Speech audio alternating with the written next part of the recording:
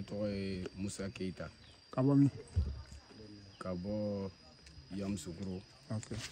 Ani waati na an bɛ min kɛ? An bɛ Marama dugukolo kan. Sababu jumɛn k'a lase Marama dugukolo kan?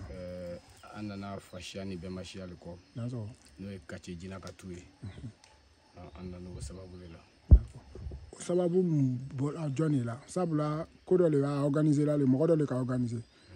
O ye jɔn ye? Alhamdulillah. A sababu ye n karamɔgɔ fa n'o ye quartier Amara ye. Ale de ye sababu ye n'an bɛɛ ka ɲɔgɔn lasɔrɔ yan. Anw y'a ka kalanden de. Donc ni karamɔgɔ bɛ taa janjo la, anw bɛ dɔn ka bilasira. Donc anw bɛ yan a ka bila le kɔnɔ yan. Bon alhamdulillah ne kɔni tɛ ɲɛmɔgɔ ye, ɲɛmɔgɔ bɛ yen.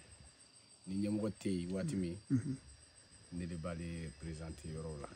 Kalandenw bɛɛ lajɛlen tɔgɔ la an bɛ dugawu min kɛ karamɔgɔ ye Ala si ni kɛnɛya d'a ma ka labanko ɲuman kalifa a ma.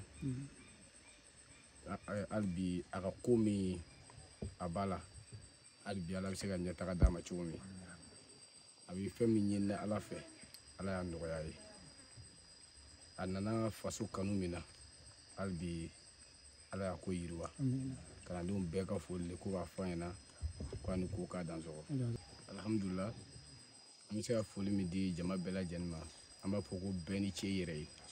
Barisa maa o maa nana bɛɛ nana kun dɔ kosɔn. Donc an bɛ bɛɛ lajɛlen fo maa o maa nana an ka koba k'an bolo koba ye an bɛ bɛɛ lajɛlen fo. Maa o maa nana yan fɛn min sɔrɔ i tagatɔ fɛn ka n'i sɔrɔ. Maa min fana nana ka na a ka laɲiniw la an b'a ɲini Ala fɛ Ala y'a bɛɛ lajɛlen latigɛ.